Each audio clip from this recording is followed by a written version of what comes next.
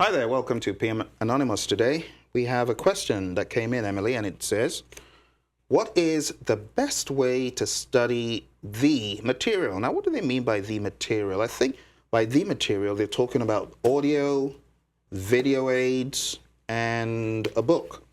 So if they've got the PMBOK guide, obviously, this book, audio, video, maybe some other training aids, how do you advise that they tackle this kind of content? Well, you have to know how you learn best. I like to read. I'm able, when I read, to read quickly and understand, but then go back, and so that's what I like. However, I also like to have experts give me examples of things, and I like to hear things, and I'll retain things. I know when I was taking the exam, I had a lot of driving that I had to do for my job, and I would have really benefited from just listening while I was in my car to an audiobook.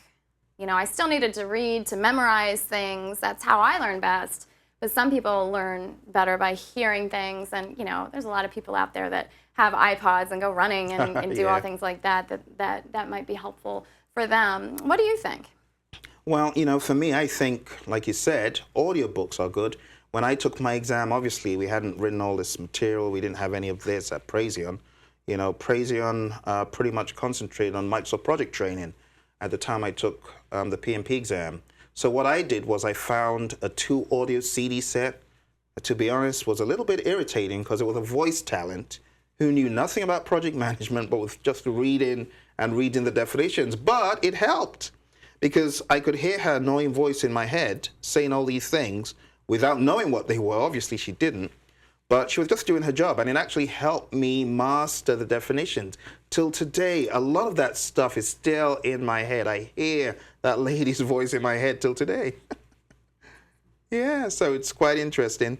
For me, though, for students, I've found where they get the best bang for their buck is when they, first of all, pick up a book, like Emily said. Some people are great with books, read a book. And then after you read the book, you can go online and watch a module online.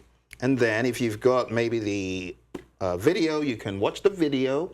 And by video, I don't mean this is a repeat of what you have online. I mean that this is actually different from what you have online.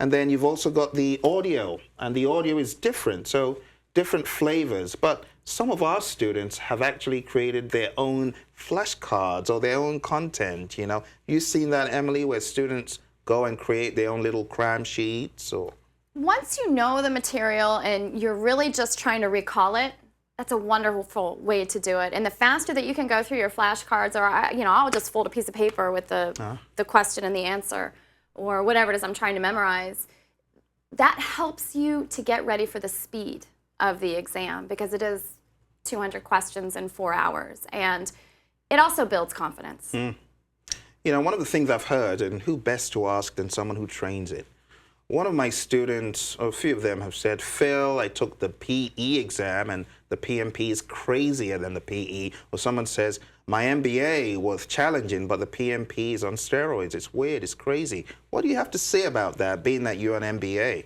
Well, so to become an MBA, I had to go and take the GMAT, which is a standardized test. And it actually had 5 multiple choice answers. Oh, dear. The PMP has 4 multiple choice answers, so at least you have a 25% chance when you guess. Hopefully you won't have to guess because you're prepared and you're going to be well rested and well studied. But no, the PMP exam certainly was challenging, and I would put it up there with taking the GMAT and taking a lot of other exams that I took through the MBA program. I've also taken a lot of certification tests, otherwise, you know, MCSA and MCDBA, those types of things. And also the CCNA, which was Cisco. And what's nice about the PMP exam is you can go back once you've answered a question. You can mark questions and cycle through and come back to them. Right. And so I think that that's helpful when you're taking an exam, to have a strategy for, if I don't know, do I leave it blank and then come back to it, or do I mark it so that I can know that I was kind of confident when I answered this? But hopefully you won't come across too many situations like that, because you will read and memorize formulas and listen to audio or watch videos online, whatever a person likes to do is what I recommend that they do. Absolutely. And I usually joke with our students, I say, this is your life sentence. This is your entertainment for the next 3 months. If you want to put in a DVD, put in this DVD. Yep. No movies, And it's a joke because balance is good. Yep. Some people get burnout from studying. So again, the best way to study the material, do what works for you, but try to spice it up, divvy it up. And if you have questions about the content, don't forget to send them to your trainer. So send them in and let's help you answer these questions and get squared away.